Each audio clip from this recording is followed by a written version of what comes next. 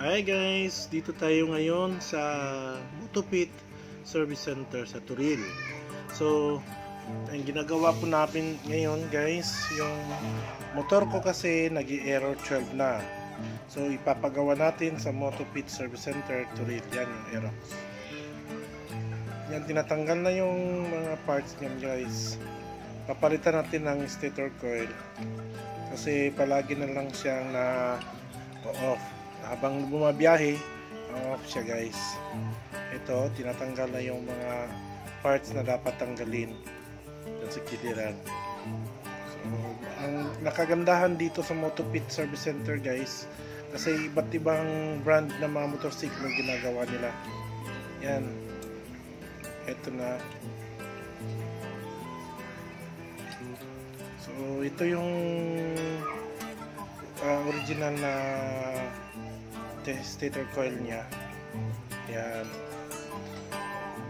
Yan guys, tinatanggal na yan.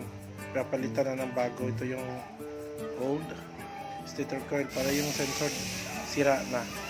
Yan, napalitan rin ng bagong bracket. Yan, makikita nyo yan guys. Yan, tinatanggal na yan dyan. So yung bagong stator coil is mataas yung wire niya, diretso na yan sa sa ECU. Yes.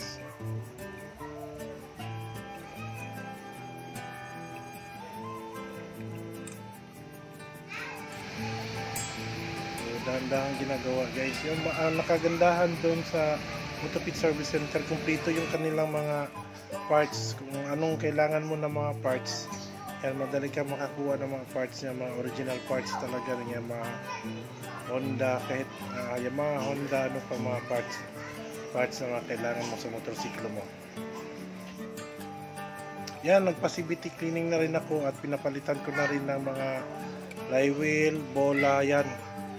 Yung original niyan, papalitan ko na kasi parang sira na, yung hindi na mabilis yung takbo ko.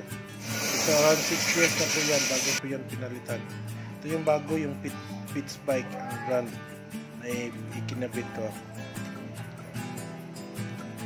So nililinis nila at saka pinapinturahan nila yung parts na yung doon sa stator coil bago ikinabit ko. Yan yung kagandahan dito sa Motopit Service Center. Dandahan ginagawa, kompleto sila sa mga gamit guys. Yung bagong bola nilagay doon sa bago kong flywheel.